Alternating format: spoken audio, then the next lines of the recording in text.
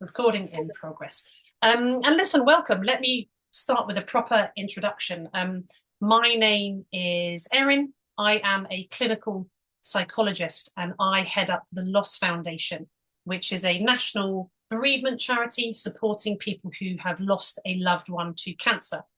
And really happy to be hosting this webinar this evening on all things mental health and grief with our newly appointed ambassador, Luke, who'll give you a wave, and who I'm sure many of you have come across and landed you here in this space with us this evening. Just to let you know a little bit about how this evening's going to roll, and then maybe Luke and I might do a little bit sort of talking about our experiences of loss before we open the floor to some questions. So as you will have seen when you registered to join this evening, we invited people to submit an anonymous question around grief or around mental health in grief, and a number of you did so. So huge thanks for submitting your questions in advance. And what the next hour is a chance for Luke and I to have a look at some of those questions, to share our thoughts around them, our experiences around them, and for us to cover as much ground as we can in the next hour about all things grief and all things mental health, in the hope that it makes you feel supported, helps you feel heard, maybe passes on some useful strategies that might make a dark time that little bit lighter. Now, there is opportunity to continue submitting questions. So what I'm going to do now is put a link in the chat. And what that link is going to take you to is a page with all of the questions we have already had submitted this evening, and an opportunity for you to add a question or vote for a question that you would like to be answered. We're going to try our best to get through all of them, but what we'll do is we'll start with the ones that are kind of looking the most sort of popular, so to speak. So take your time in opening that link.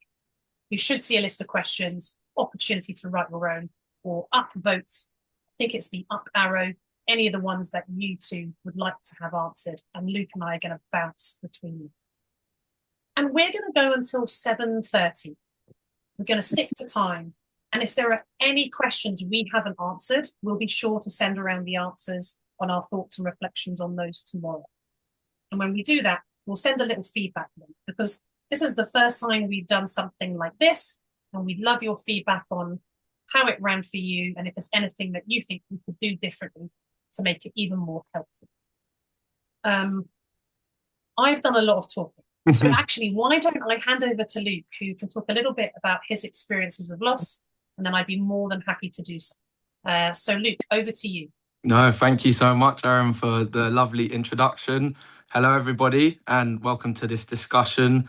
I think for Mental Health Awareness Week, it was something that myself and Erin really wanted to talk about a lot. Grief, the links between mental health, and just normalizing discussions around it. Because from my own personal experience, a lot of the reason that Too Young To Grieve exists is because of the struggles mentally that I faced after losing my dad at an early age.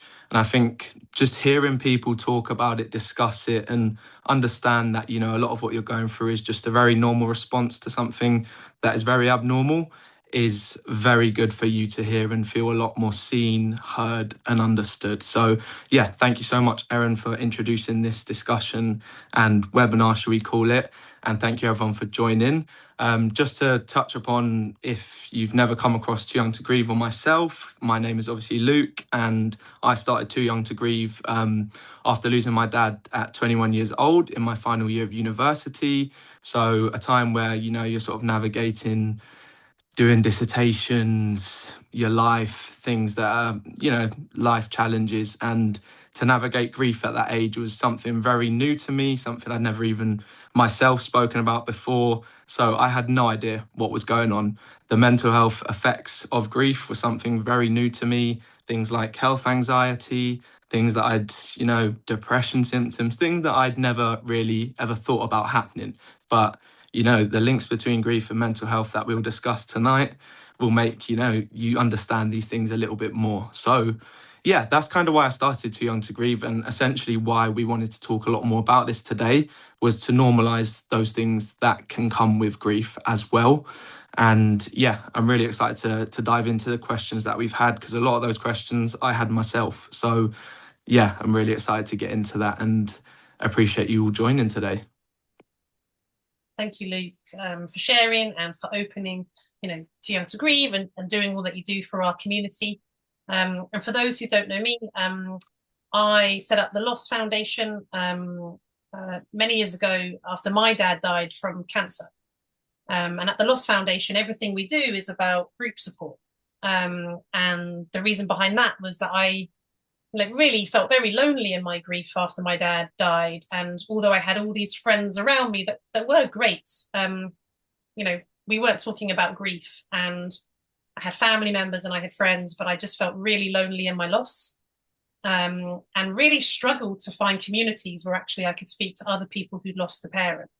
And, the long story cut short is we sort of slowly kind of built that in the Loss Foundation, bringing people together with other partners who've lost support, lost their partner, or parent loss or sibling loss, in recognizing that we need, there's a lot of work to do in bringing us together and tackling the isolation of grief and normalizing some of the experiences that we have in it.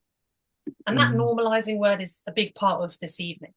A lot can happen when we're grieving: anxiety, low mood, physical health problems. There's a whole host of things that come with grief. And not a lot of people know that. And not a lot of people talk about that. And so the grieving person just tends to feel really isolated and alone in their experiences. And we want to speak to exactly that this evening. So I'm going to have a look over at our link with the questions for anybody who's just joined. Since I put that in there, I'm going to add that back into the chat box. Feel free to vote for the questions you would like to have answered, or to add any questions of your own.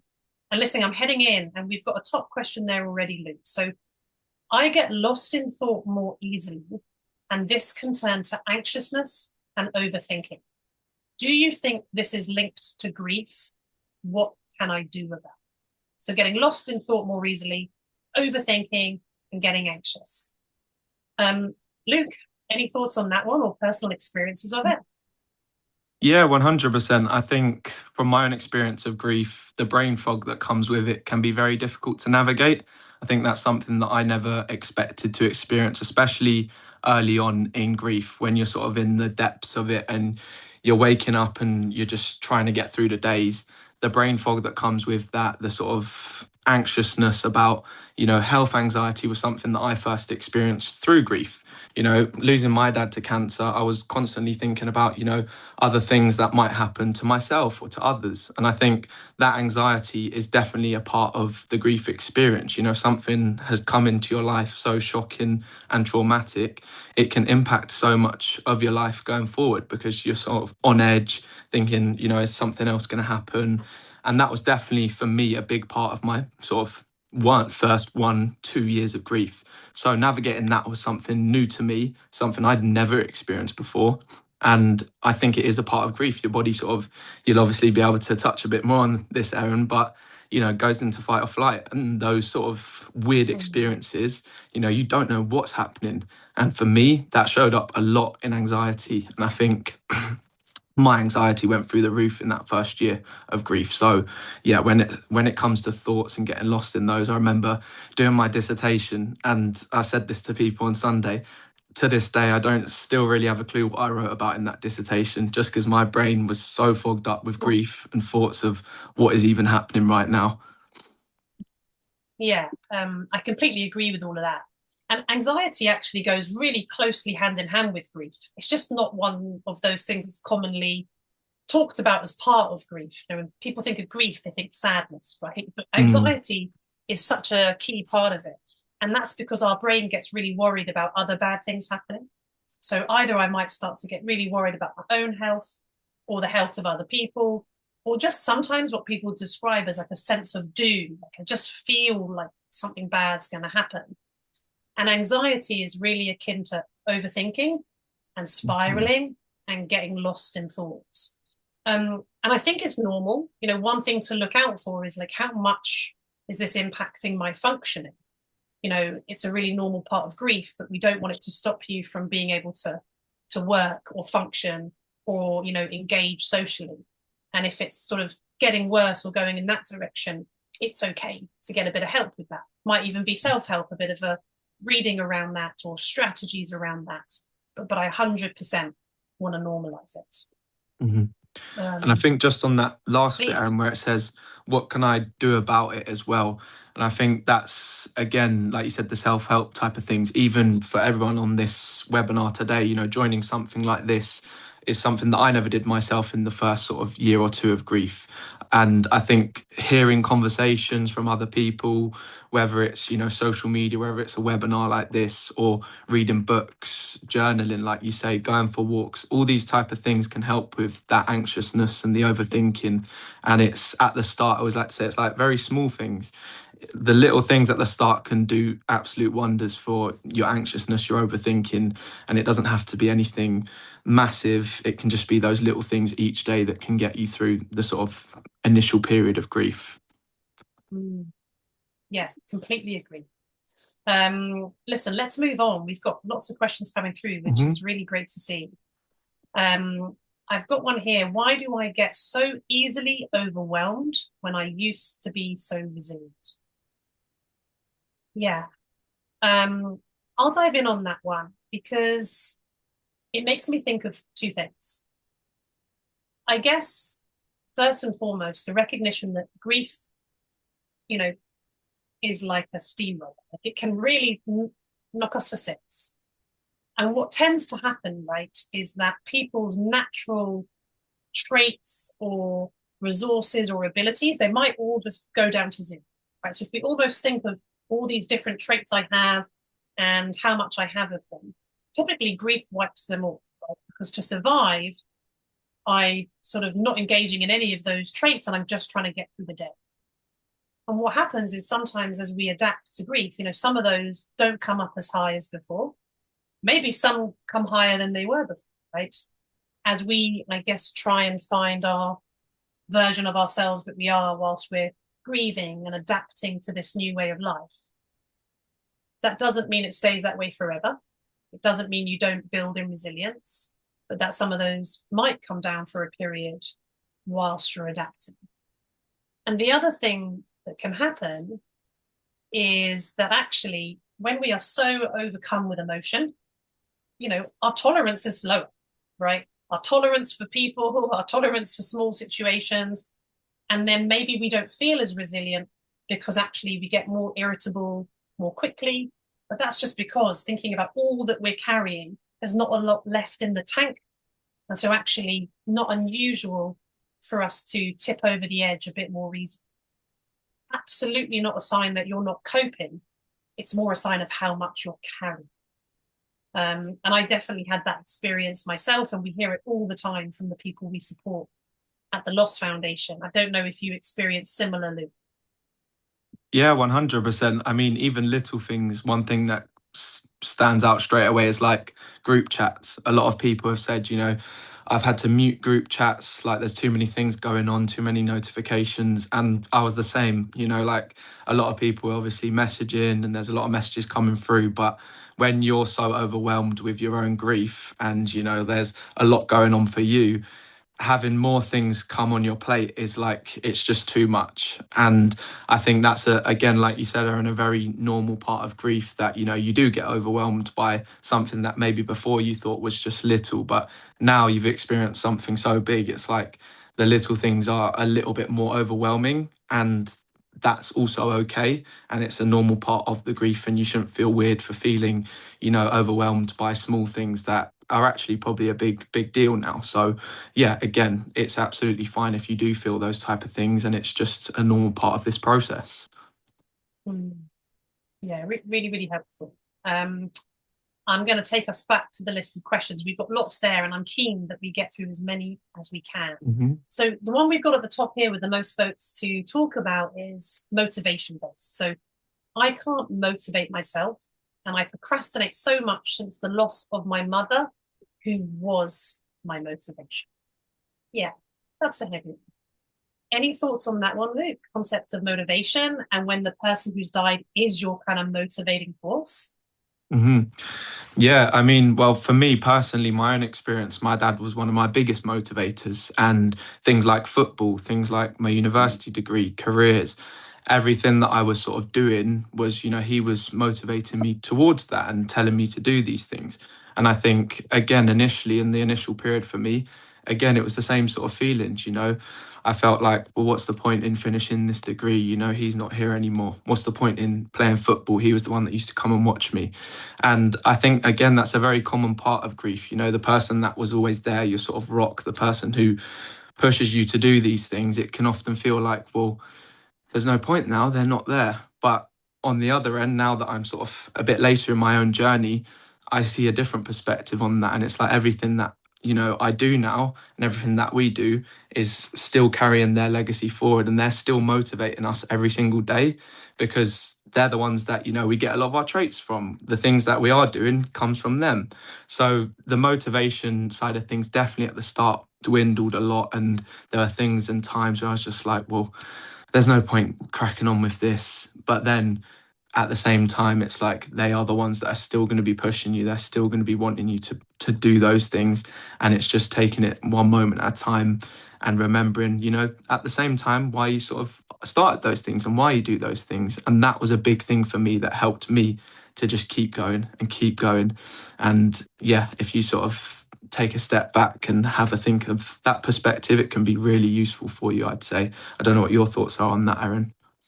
Yeah, for sure. I mean, I think that's often sort of the perspective people can share, where actually after a period of time where they start to want to carry forward, values or encouragement that their loved one gave them.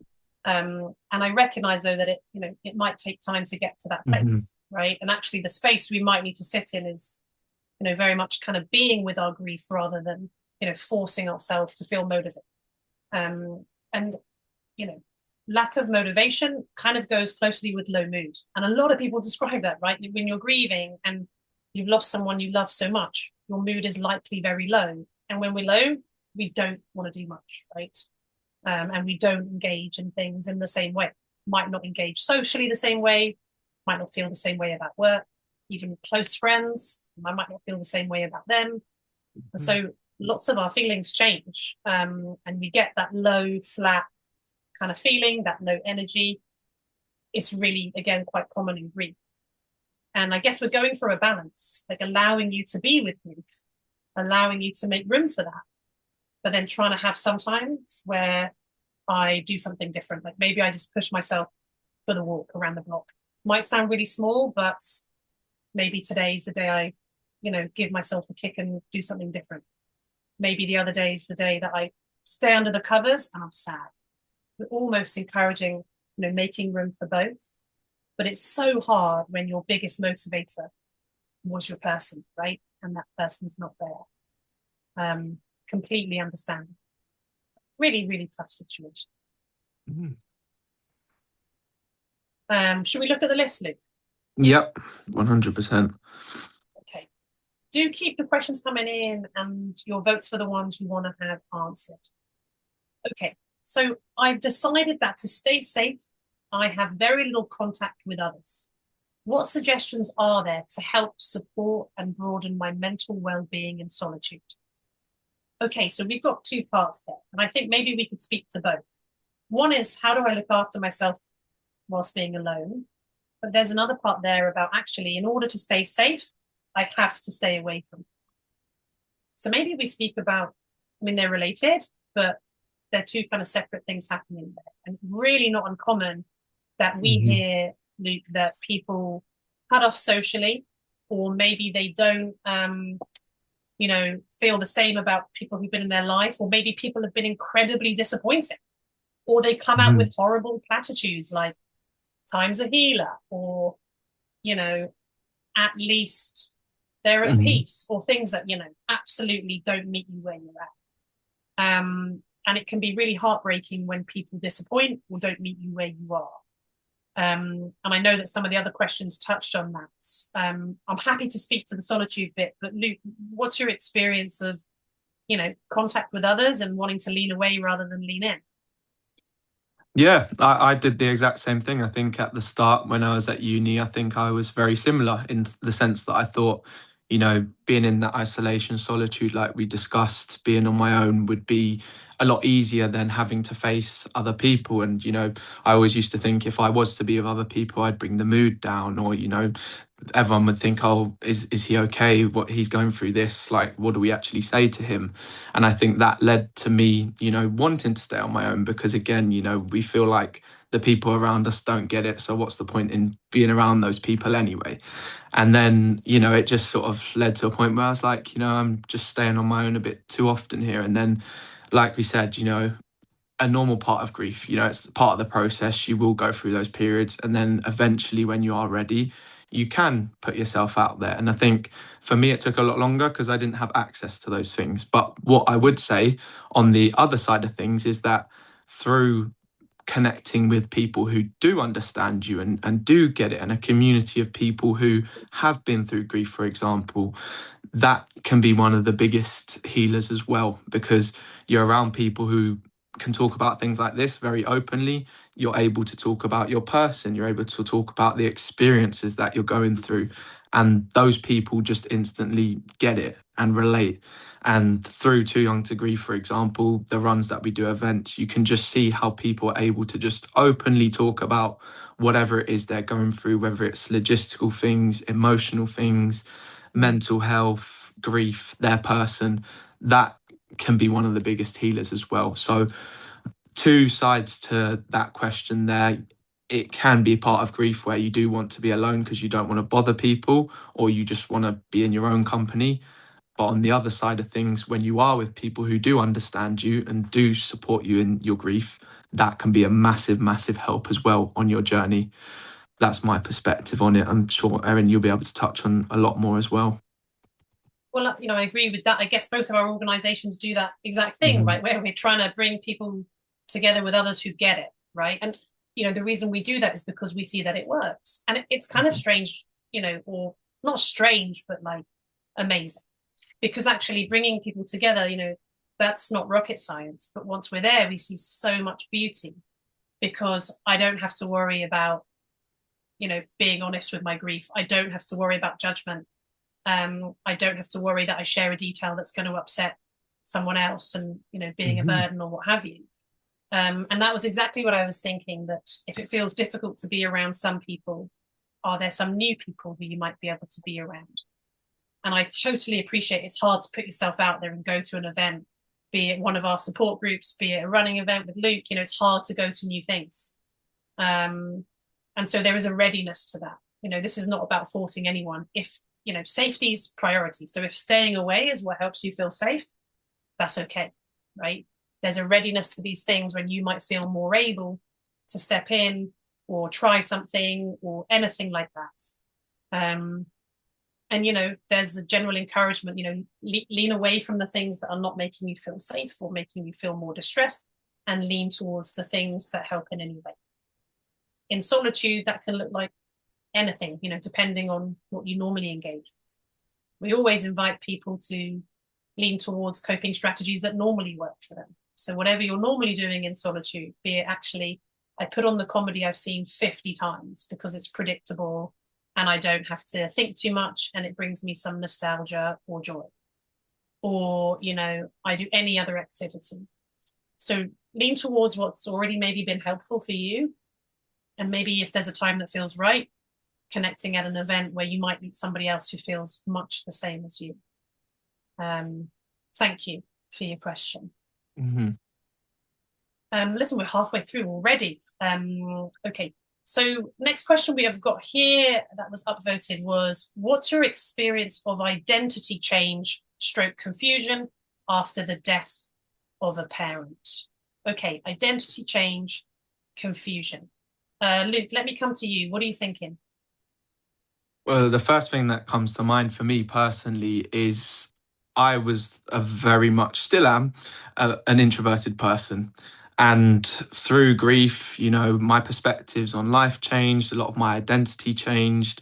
For example, speaking at my dad's funeral gave me the confidence to be able to do things like post on social media, create communities, things like that, just through grief in itself, completely changing my own identity from being someone who never wanted to speak in front of people, very shy, very introverted, to now wanting and craving that connection from others in a similar situation. I think in terms of, especially for young people, when you're forming your identity at this age, it can be very difficult to navigate grief because you're forming an identity at a young age, and then something comes in and it just completes you, like halts you in your tracks of that identity. You think you're going to be a certain person, there's going to be a future ahead of you in a certain way, and then grief comes and everything's just like, well, what's going to happen next? What do I do now? And I think a lot of that changes your identity because you think you might have been going in a certain direction, and then suddenly it's like, actually, no, I don't really want to do that. I'd rather do this because this is what I'm passionate about, or this is what appeals to me now. So, from a personal perspective, I'd say that, yeah, grief really does change your identity and what you're actually passionate about, what you care about, and how you want your life to look now compared to before grief. I think a lot of people, tend to say that there's a version of you before grief and a version of you after grief. And obviously, Erin, you can share your perspective on that sort of phrase. But I do think that, yeah, there's definitely a lot of differences from that version of me before to that version of me now. And if you feel those differences too, yeah, that's definitely something that grief can have a big impact on, and that's your identity. Yeah, I don't know if it can't not change you, Yeah. change you in some way, just because it's such a life-changing situation. They call it a life-changing situation because for most people, it does change so much. And the death of a loved one tends to have lots of other kind of butterfly effects, lots of other losses. Identity change can be one. Maybe it changes my housing situation, my security, my finances, my work, my anything, my relationships. And so we tend to see more than one loss. And when that's happening, of course, it's going to have an impact on maybe how I see myself, how I see the world. And I noticed that in the question, it specifically said parent. And if we think about that, all losses have the capacity to change an identity. When we think about the death of a parent, parents are kind of there, in an ideal relationship and family, and they're guiding. They kind of feel like they're doing the compass, like they're helping you find the direction you're going in. We can talk with them about that and reflect with them and ask them questions and advice. And when we have the absence of that, it can shake our grounding and make us question, where am I going? What am I doing? Who am I? And sometimes people have existential crises. What if I was religious, but now I'm questioning that? Loads of changes can come within a grief. And one thing we can't rush or just decide today is what your identity is. We almost need to live that answer out a little. Like, actually, how am I feeling about that question over time? And who do I know that I'm not? And who do I want to be? Where am I between those two right now? And if there's sort of helpful people around to reflect on that with, even better. But I appreciate it's a very personal thing. But impossible for any of us to stay the same when someone who's been so instrumental in our life is no longer. Hoping these answers, and not even answers, but these thoughts that we're sharing are helpful for you. Such rich, big, powerful questions. Okay, let's go to the next one. Okay, very glad that this topic is being raised. Often one that people find very hard to talk about. So, I lost my dad in December. I don't have suicidal thoughts, but I feel like life is pointless without him here. I don't think enough people admit that. Very grateful for the question because I'm in full agreement that it's sort of the taboo within grief. So you've got grief's a taboo, but this topic in taboo itself often, this topic in grief itself often a taboo. And I'm happy to chip in on that first. When you've lost someone you love so much, it's very common to have thoughts such as, What's the point? I don't want to be here. Life isn't the same without them. Maybe even thoughts such as like, I want to be with them, right? I just have such a yearning for them and such a desperation to be close to them. And this life here doesn't feel the same. And, I notice in that question, and I'm grateful for it, that whoever submitted it isn't having suicidal thoughts, but that there is this whole, like, what's the point? And maybe a little similar to the answer or the thoughts that we shared before, life has changed so much, everything has been rocked, and those kind of questions can come up in that space. And I guess there's a difference, right? We've got this spectrum. And on one end of the spectrum, it's life feels so, so hard. And I just don't really want to be. And that's grief just talking so loudly to show you how much this person meant and how much you love them, and struggling to think about what step to take. The other end of that spectrum is, what's the point in life? I don't want to be here.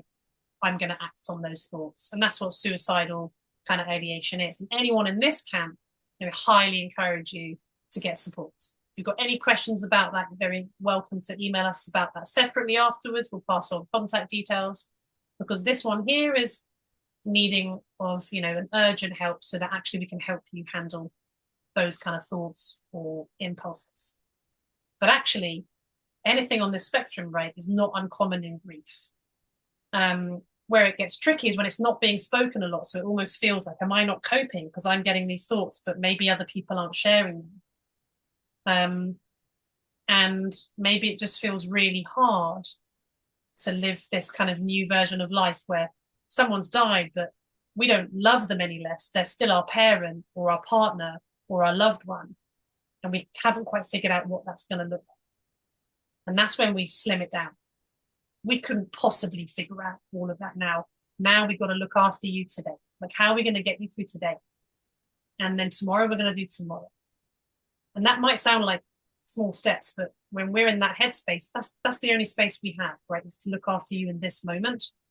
The big questions are just so big and overwhelming, but really, really common. We hear it all the time at the Loss Foundation, those kind of thoughts.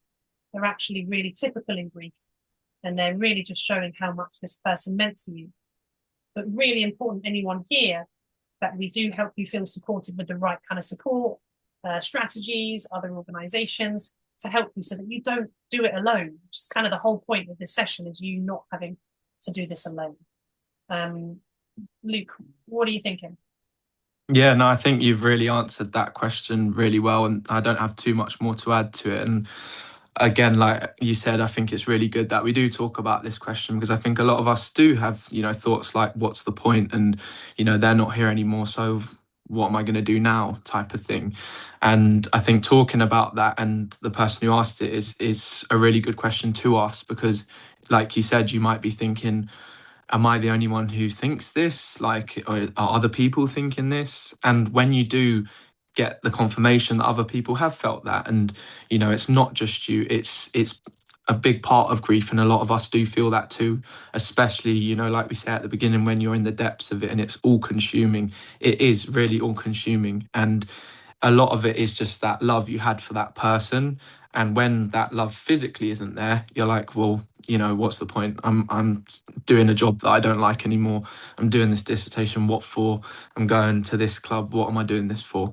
And the fact that you can see other people who've also had that thought as well can be really comforting as well, to know that it's not just yourself that does think those type of things. And like Erin said, just doing little things each day, taking it one moment at a time. People used to say to me, keep busy, take it one day at a time. But now looking back, it's just literally one moment at a time.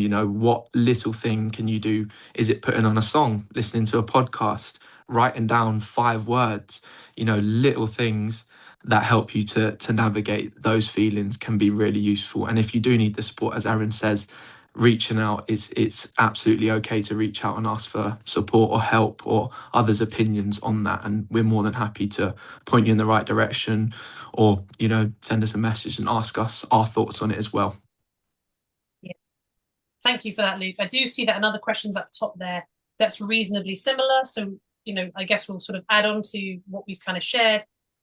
somebody being brave enough to share that, I don't care about life anymore because my beautiful dreams and identity died with him. What do I do with my time if I don't care about it anymore? And, I think that really overlaps with the last question. And so the bit that I want to sort of emphasize picks up on what Luke just said, which is the small stuff. Because actually, if I don't care, then there's a real chance I don't look after myself because I don't care. And so what do I do with my time if I don't really want to be here or look after myself? And first thing we've got to do is keep you safe. So of course, if you're feeling really in need of urgent support or really not looking after yourself, we encourage you to get help. Beyond that, we encourage you to just focus on this moment. Like Luke said, can I eat a bit of food that I like? Can I put on this thing that I have liked watching before? And when I say it, it sounds really small and it sounds really insignificant. What we're trying to do, though, is get you through this moment. Because the idea of all this expanse of time without this person is just too much to bear. And if we think about that, we're going to want to give up at times. And in fact, the only moment any of us ever have is this one. So what we want to do is look after you in this one. How do we help you get through this moment? And we can cross the bridge of time at another point. Right now, we're looking after you here. So just to really emphasize that for anybody who has that feeling, I'm very grateful for the openness and the honesty. Okay, let's move on here. We've got another question here. Can grief make you feel mentally and physically overwhelmed for a long time afterwards? I feel like I've completely burnt myself out and I struggle to cope. Yeah, really good question. Luke, let me throw it over to you to start with. Yeah, definitely. I think, like we said, grief is very much all consuming. Your body, goes into that fight or flight mode. And I think the physical impact of grief in particular is very exhausting. It is tiring. I think, a lot of us don't really expect the physical impacts. I certainly didn't, burnout, fatigue, brain fog, the other things that all come with it. And I think, like we sort of touched upon there, it's just each day trying to do the little things that you can manage that can help you with those mental and physical effects of grief. But yeah, you definitely do feel physically exhausted for a period of time. And, it's different for everybody, isn't it, Erin? Not everyone's going to be physically exhausted for 1, 2, 3 years. Some people, it might be a month, 2 months, 3 months. But there are definitely physical effects of grief for sure, and that was something that really surprised me. In terms of the mental effects, again, it's just doing the little things that will help you to not have that prolonged effect. But again, everybody is different, so you might experience it for a short-term period, you might experience it for a long-term period. But again, what can you do in the moment that will help you feel better physically or feel better mentally? And that's different for everybody, isn't it? There's certain coping tools and mechanisms, like you said, but it's not taken away from the fact that grief is exhausting. A lot of us are tired at times, and that's part of it. And it's just what we can do to help negate those physical and mental effects, being a long-term thing. And I'm sure Erin will have a lot of good words and tools for that as well.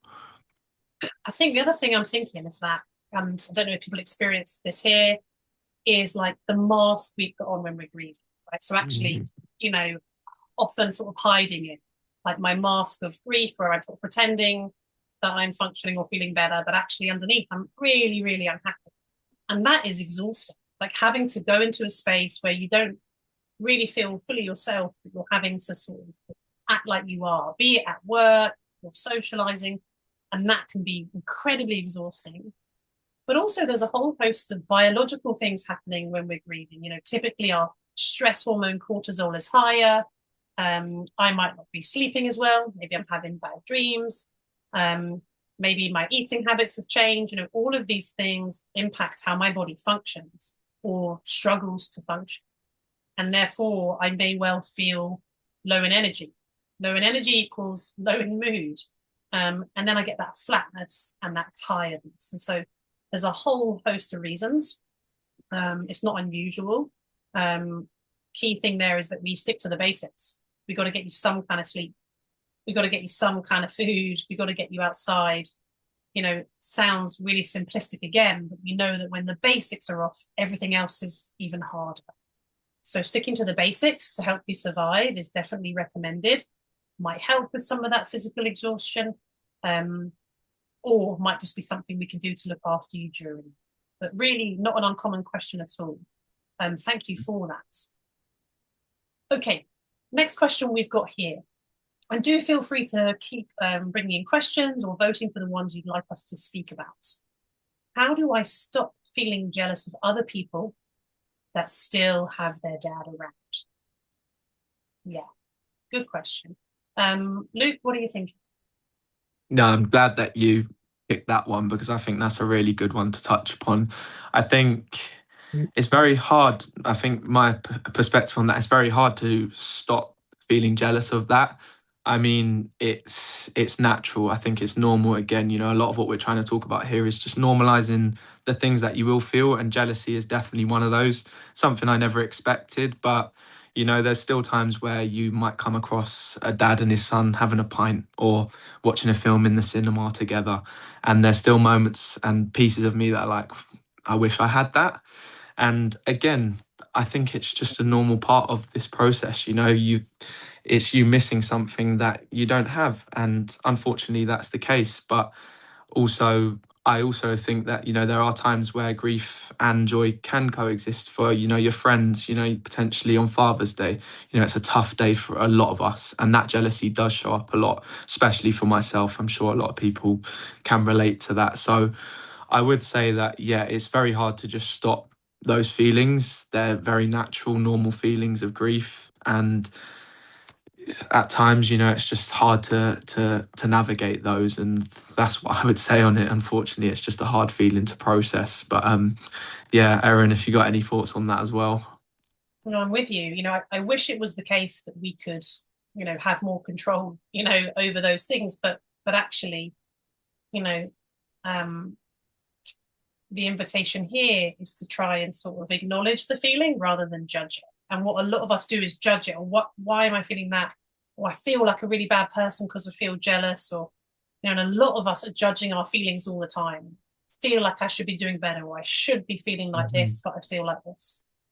You know, if you feel jealous, it's really just because it's a trigger and a reminder of your grief and your loss and what you don't have.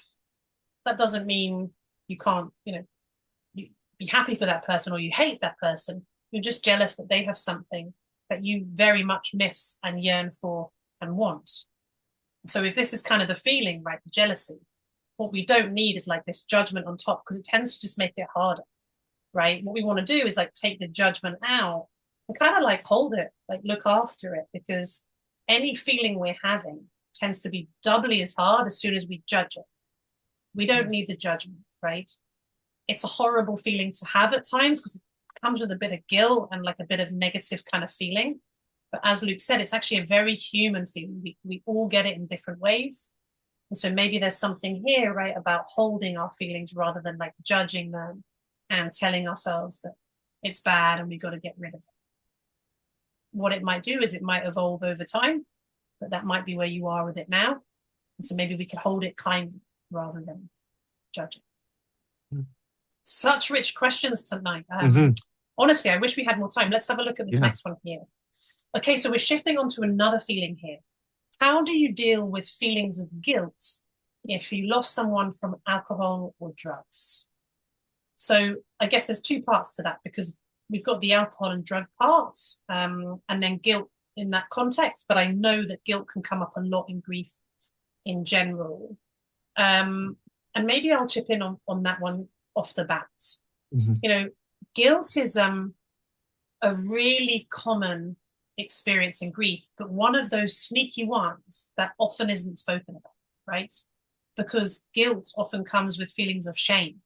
And so actually it's not one we're typically talking or sharing, but really common that people would have thoughts in grief of, well, why didn't I? And if only, and what if this? And these are the kind of guilt-framed sentences and questions where we start analyzing, well, what if I had done that? And what would the difference be? And should I have done more?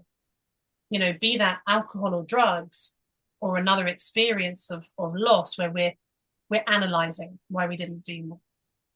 And typically it's a really painful place to be because it, you know, guilt might give a sense of responsibility. Am I partly responsible? And that is a really, really heavy thing to hold. And hindsight often comes in. Well, now I've got all this extra, knowledge or information, or I know that they died this way. Well, what if I'd known before and I could have stepped in? Or what if I'd had a bit more information or could have done different? The reality is that all of us kind of act on something with the information that we have at the time. That doesn't mean we're always able to stop things happening or prevent things happening. And I also want to really distinguish between guilt and regret. Guilt is, I've done something wrong. I'm responsible. Which is very different from regret. Man, I just so wish this could have been different, right? And I just want to challenge people on that, because people often might take the guilt and feel like maybe I could have done more. Often the reality is that wasn't possible with the information, resources, knowledge we had. We can want it so much though, and that's regret. So just planting that seed for anyone to sit with in case it was of any help. Luke, I don't know if you've got any more on the guilt front to chip in with. Yeah, I think that, sometimes, like you say, we do often feel guilty for stuff that was a lot of the time out of our control as well. And, it's a lot of it is the love that we had for the person, trying to gain a bit of control back from something that was just very uncontrollable. And again, you could probably touch a bit on this, Erin, but it's probably something to do with your brain, just trying to get that control back in a situation that is very much like you can't do anything about it. And I think that, again, just normalizing that a lot of us do feel guilty at times. Why did I not notice that? Why did I not, take them there sooner? Did I not do this? Did I not do that? And I think that, again, a lot of us do feel those feelings. And it's part of this grief process, because, we're just in a position where we've been put into, and it's out of our control. And we want to try and make sense of it a little bit more. And that guilt, like you said, is part of it, but it's just understanding that, a lot of the time, that guilt there was nothing you could really do about the situation, and it's hindsight, isn't it, a lot of the time. Thanks for sharing your thoughts on that as well, Luke.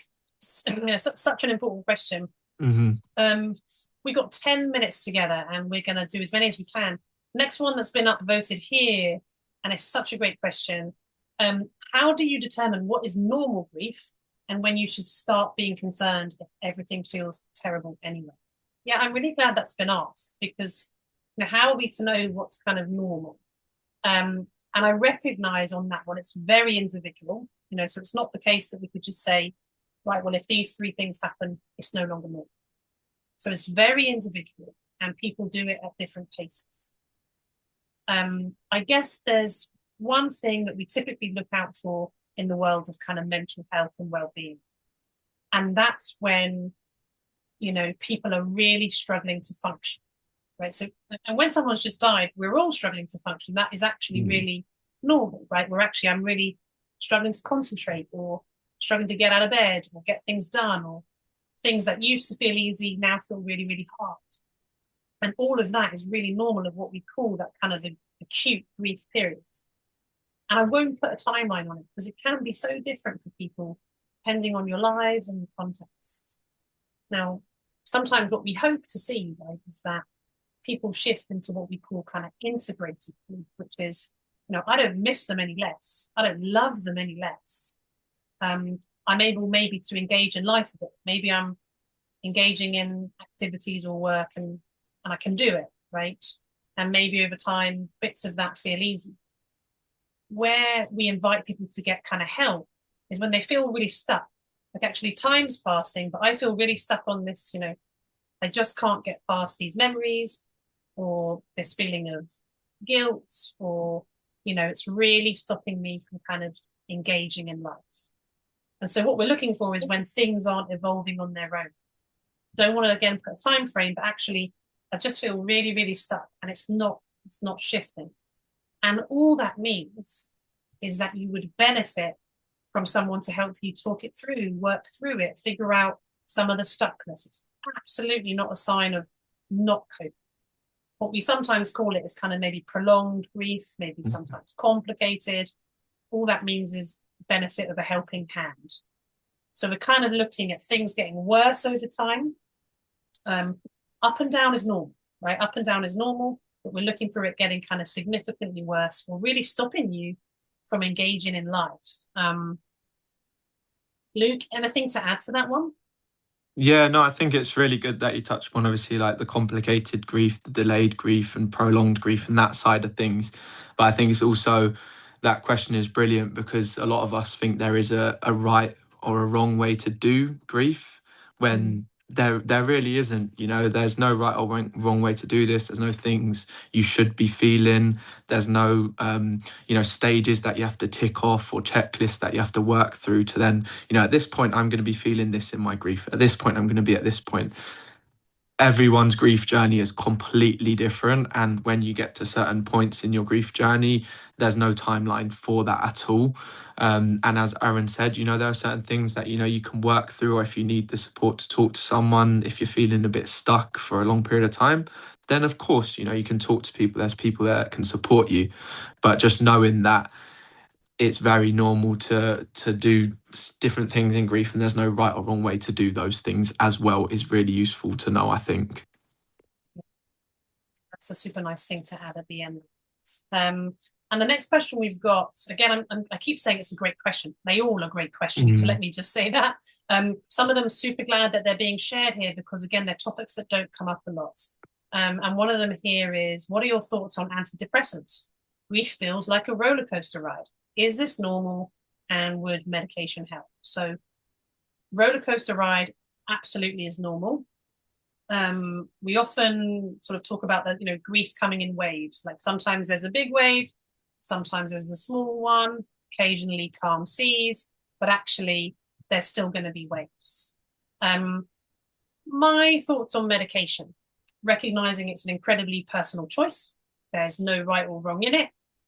Now, what we find with medication, of course, it doesn't take your grief away. But like I was saying, a little bit about the functioning bit. What medication tends to do, or at least antidepressants do, or anti-anxiety medication, is they take the top edge off, right? So if I take medication, it might take the top edge off so that I am more able to function and engage in life and do the things I'm trying to do. Or it might help me engage in therapy. I'm just feeling really, really burnt out and overwhelmed, and I can't actually do the therapy, or I can't talk or focus. So sometimes what medication do is it can take the top edge off. It won't numb you, it won't dull you, it won't take away your grief. All of this is dependent on what you take and the dosage. But for anyone who's really struggling to function, it's an option. I mean, it's probably going to be the first thing the GP says when you go. I don't think that's a good thing necessarily. But, for some people, it's really helpful for the, engaging in life, being able to get out of bed, etc. And I've worked with many people who've used them and who've not used them. There's no difference in sort of grief outcome from that. It's really just about what do I need right now to help me again, kind of just survive and get through.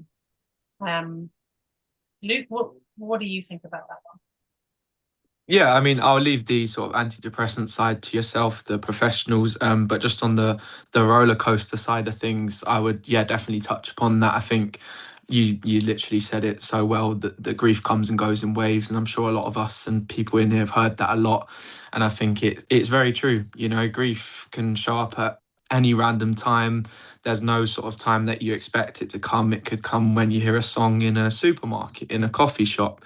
It could happen absolutely anywhere. And that's part of it. It's just all those memories, those things that, the reminders of the person. And it is very up and down. You might have a good day, you might have a worse day, but it's just on those days, knowing that, the little things, the little tools that you have that will help you get through, and just, again, giving yourself a bit of grace, on this journey, there will be times when it might hit out of nowhere. And if you need to take a step back, if you need to do some things for yourself, if you need to have a lie down, a rest, you're definitely allowed to do that. And grief is very exhausting. So when those waves do hit, just trying to find the things that will help you through that wave and get through the rest of the day or that moment. I think we've got time for one more, and I'll speak to what we can do with the ones we haven't got to. But we've got a few that all have kind of similar kind of voting. One is just pipped to the post. So what we've got here is, what strategies can I ask my manager to implement whilst I'm at work? Yeah, because we take grief to work as well, right? And loads of workplaces have really rubbish policies, or not sufficient policies, where people are going back to work really soon or not getting enough support. If you have a workplace or a boss or manager that's open to sort of hearing about how they can support you, we would recommend there being a phased return, so you don't have to rush back to a full workload straight away. A check-in with you when you get back to work, or as you're getting back up to speed, so that you can feel like you're getting checked in with and knowing what support you need or don't need anymore. And being able to have open conversations where you can. Now, we're of the thinking that all workplaces should be doing training on grief support, so that they know themselves how to be better doing this, so that you don't have to tell them how to do it. So by all means, share the information we have on training workplaces, so that you don't have to ask for it and they know how to better do it. But what we want you to do is feel like you've got, a bit of an ability to take your time in getting back into it, rather than feeling expected to be exactly the same as soon as you go back. Luke, anything on the work front from yourself? Yeah, and I think what you said there is exactly it, Erin. A lot of the time I think it should be on the workplace, and they should be trained better, staff, managers, employees, to sort of deal with grief a bit better as well. But obviously that's not the case just yet, and we're all trying to work on that. But for yourself, just understanding that, obviously, as we've touched upon a lot in this session, is that it is a life-changing experience. And when you go back to work, you're not going to be potentially performing at your best, for example. So if you need to have an open conversation with someone and you feel comfortable doing that, then go for it. Just tell your manager or someone you do feel comfortable talking to that this is something that has really impacted me, and I'm going to need a little bit of time to get back to doing the work that you expect me to, because obviously as a workplace they expect you to just be back to normal and cracking on, but that's not the case. So you are allowed to let them know that I'm not going to be performing at my best here, so just give me a little bit of time and a little bit of grace with what I'm doing here. And yeah, as we said, workplaces should do that themselves, but unfortunately, we have to do some things ourselves as well, and talk about how we're doing as well. Yeah, thank you for that, Luke. I can't believe it, but it's 7:30. And Time listen, flies. this has really flown by, and really grateful for all the questions that people have sent through. Sincerely hope that some of the thoughts and experiences that Luke and I have shared are helpful. Even if it plants one seed and gives you one nugget that you get to take away today, then that's been worthwhile. We very much care about your well-being, about your mental health, about you getting the right support, or enough support in grief. I'm fully aware there's lots of questions we haven't got to, so maybe what Luke and I can do is we can put some thoughts together on those that we didn't get to speak to, and we can send that around to you. And on that note, we'd love some feedback. We're really excited to be working together, hoping to do more kind of things like this. We really want to know what kind of style would be most helpful for you. So we'll send around a feedback link tomorrow. We'd love to get your thoughts on what you really liked, what you'd like to be different, and we can send some information around on some of the thoughts around the questions we didn't get to as well. So apologies if we didn't get to your question. It's a pause rather than a never. And we're incredibly grateful for your time and for you tuning in, and really hope to see and support you again. Luke, any words from you before we close up? No, again, I appreciate everyone who joined. And like Erin said, I really hope that it's just helped you feel a little bit more understood, helped you with the mental health side of grief. And just hearing, other people talk about grief would have definitely helped me. So I hope that it's done that for you. And as Erin said, just let us know any feedback on anything. And like we said, the questions that didn't get answered, we'll do our best to sort of discuss them in some way and get those answered as well. But yeah, we're always here if you need anything, to reach out for anything. But yeah, again, appreciate your time, and we really do hope that this little discussion has helped a lot. Yeah, awesome. And do check out Too Young to Grieve and the Lost Foundation for all your support needs. We hope to see and support you again. You're very welcome to leave the call now, and we look forward to seeing you next time. Thanks so much, everybody. Thank you very much, everyone. Bye, guys.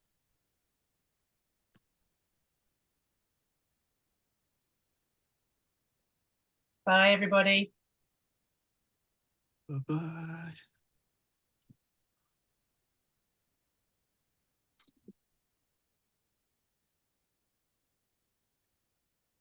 Bye, guys.